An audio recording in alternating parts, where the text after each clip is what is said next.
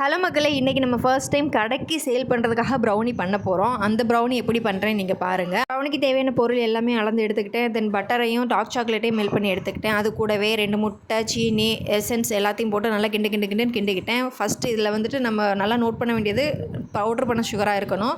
தென் சாக்லேட்டையும் உருக்கி வச்ச பட்டரையும் சேர்த்து அதையும் நல்லா கிண்டிக்கிட்டு, மைதா மாவு, கொக்கோ பவுடர், கொஞ்சமாக பேக்கிங் சோடா அதையும் போட்டு நல்லா கிண்டி எடுத்துக்கிட்டேன்.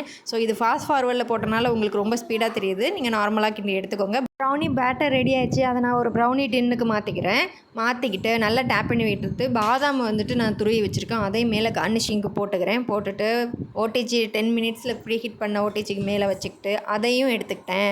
ஸோ 2 பேட்சாக எடுத்தேன். ப்ரௌனி நல்லா சூப்பராகவே பர்ஃபெக்டாக குக் ஆகி கிடச்சிருக்கு. ஸோ இதை இனிமேல் பீஸ் போட்டுற வேண்டியதுதான். ஃபர்ஸ்ட் டைம் கடைக்கு நாங்கள் கொடுக்க போகிறோம். கடை ஆர்டர் வந்துருந்தது.